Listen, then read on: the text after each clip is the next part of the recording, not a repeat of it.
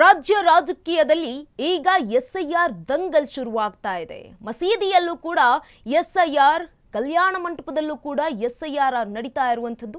ಇದೀಗ ರಾಜ್ಯದ ವಿವಿಧೆಡೆ ಸಾಮೂಹಿಕವಾಗಿ ಈ ಪ್ರತಿಕ್ರಿಯೆ ನಡೀತಾ ಇದೆ ಅಂತ ಆರೋಪ ಮಾಡಿದ್ದಾರೆ. ರಾಜ್ಯ ರಾಜಕೀಯದಲ್ಲಿ ಈಗ ಎಸ್ಐಆರ್ ದಂಗಲ್, ಮಸೀದಿಯಲ್ಲೂ ಕೂಡ ಎಸ್ಐಆರ್ ದಂಗಲ್, ಕಲ್ಯಾಣ ಮಂಟಪದಲ್ಲೂ ಕೂಡ ಎಸ್ಐಆರ್.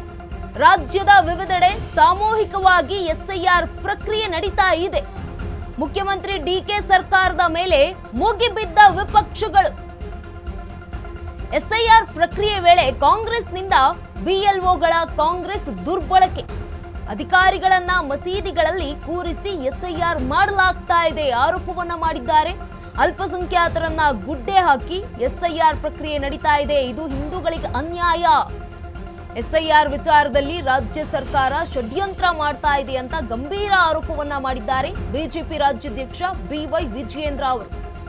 ಬಿಎಲ್ಒಗಳು ಕಾಂಗ್ರೆಸ್ ಪಕ್ಷದ ಪರವಾಗಿ ಪ್ರಚಾರ ಮಾಡ್ತಿದ್ದಾರೆ ಅಂತ ಕೂಡ ಆರೋಪ ಮಾಡಿದ್ದಾರೆ.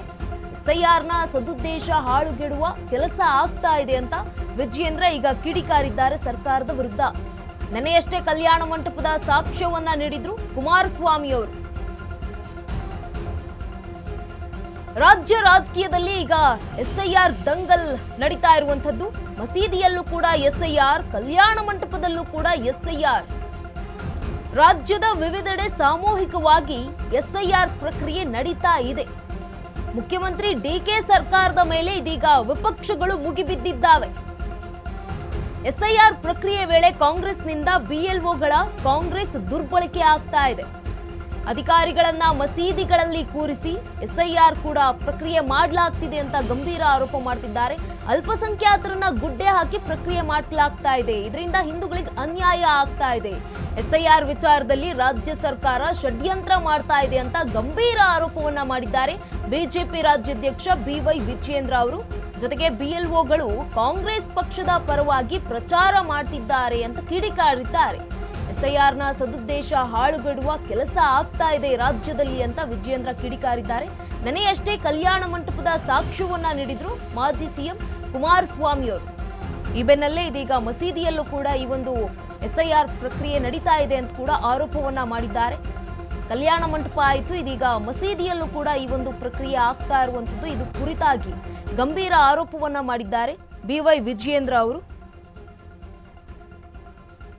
ಪರಿಣಾಮ ಏನು ಅಂತ ಹೇಳಿದ್ರೆ, ಕಾಂಗ್ರೆಸ್ ಸರ್ಕಾರ, ಶಾಸಕರು, ಆಡಳಿತ ಪಕ್ಷದ ಶಾಸಕರು